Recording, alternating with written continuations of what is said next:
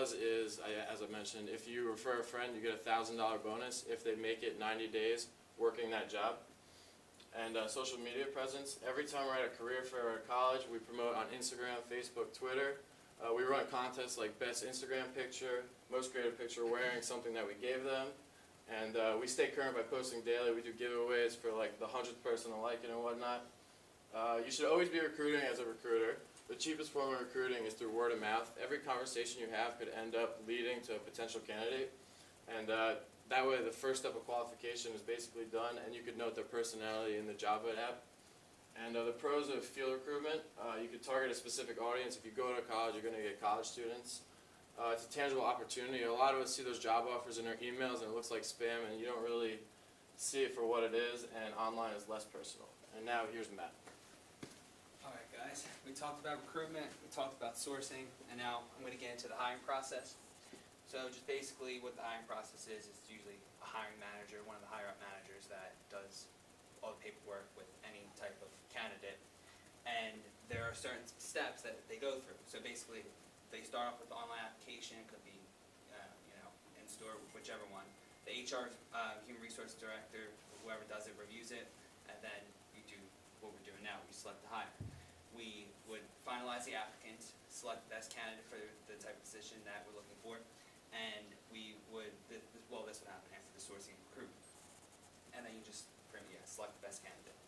And then you perform reference checks. Now, it's also kind of expensive to, well, depending on what kind of reference checks they're trying to do, and pretty much just obtains information about the selected candidate, gets work performances, skills, knowledge, any abilities that they might have.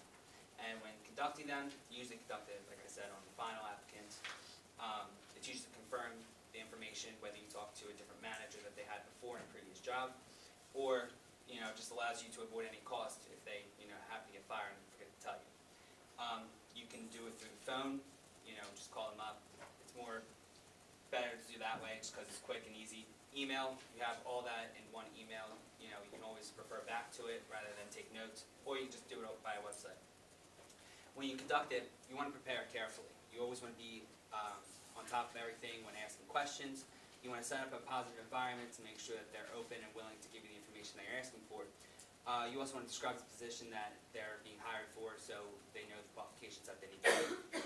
You can prepare carefully and set up a positive work environment by familiarizing yourself with the candidate and the job position.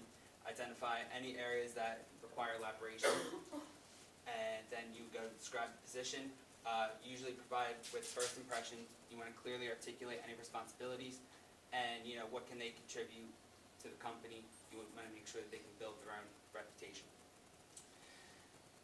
And then you go to identify any roles and responsibilities and duties that they need to complete. General information, position purpose, minimum requirements, maybe they need an associate's degree, a bachelor's degree, a master's, whatever they need for the job position, and preferred qualifications. You want to let them know that before they come into the job. And then you would ask questions related to the job position. Questions should usually be relevant to the position, and seek information on specific skills and abilities that they can contribute to the job position and organization as a whole. Then you want to finalize the recruitment, and then you want to review the duties and responsibilities of the position, confirm all interview questions with them again, make sure their story hasn't changed since the first interview, and make sure that they were all treated with fair respect. You want to initiate, negotiate, and counter an offer. So you want to initiate any salaries or start dates, give them an offer, negotiate it with them, and then you want to counter it, or, well, depending on the candidate, counter it for it themselves if they want more money, depending on the start date. Are you loving it? I do work for McDonald's. I'm the first assistant general manager at the age of 21. I run the whole organization, well, a whole store by itself with my general manager, and I do most of the hiring processes for the McDonald's. So it starts off by an online application. It gets sent to our email. It comes out with green, red, or yellow, depending on how they answer the personality questionnaire, which is the second bullet. Third bullet is on-job evaluation. We usually have them start on the first day, work with customers and whatnot. With the online application, it's usually straightforward, just answer personal details, how they would handle a customer situation. Usually builds teamwork, leadership, and customer service. Those are the three types of sections that's divided up into. Candidates are usually asked to complete it. It's designed to evaluate their personality traits and suitability for the role, mainly focused on leadership, quality, and work well with the team, because McDonald's is just usually all teamwork, usually, most likely. On-job evaluations, day-long assessment where the candidate is working with all the employees that work there. They handle customers, they do the cash handling, they handle all the equipment that we use throughout the day, and they're usually graded on how they do. Then next we have the interview. It usually comes after the day evaluation, which is the final stage, and it just covers any how they did with the company, and then it's also an opportunity for them to ask you any questions about the future.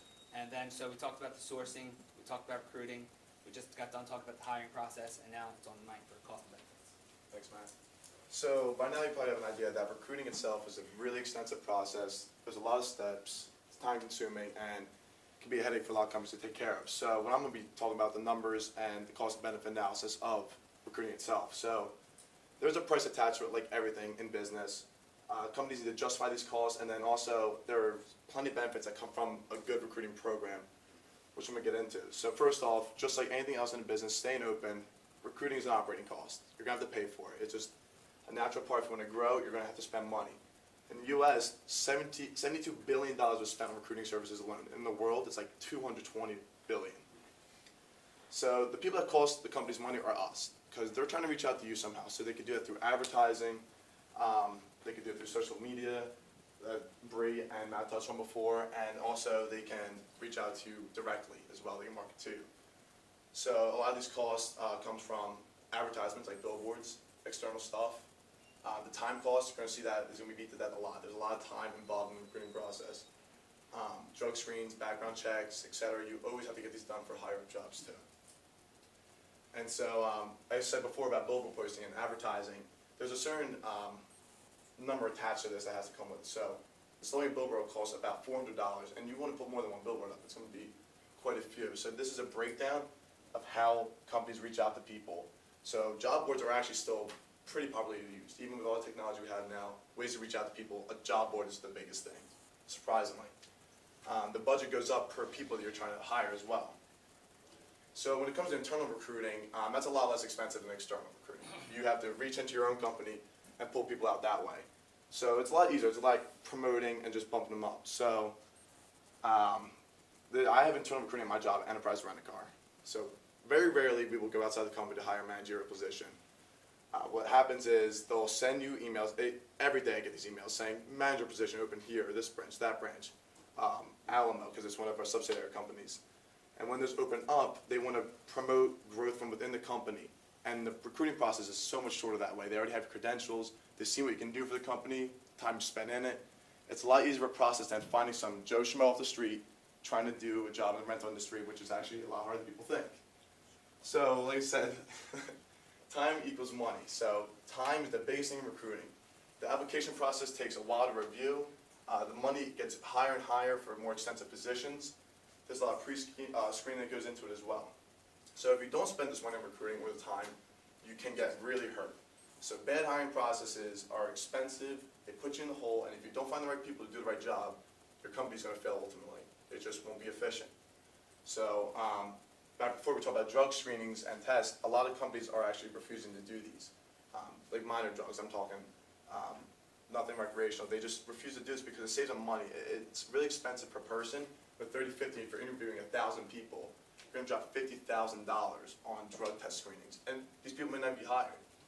So this strong program is needed. It cuts time, the money invested, helps you find the most qualified people, and then also lets you reach out to people going for these positions, the most desired individuals. So you've heard experiences from all of us before about our hiring processes, recruiting and whatnot, and you've heard the different perspectives and the time that gets put into this. So it's a lot of money, like I said before. If you're not investing it properly, your company can suffer, and in the long run, it'll probably tank without the sufficient recruiting and employees in the company itself. So if anyone has any questions, please let us know. Thank you for letting us present.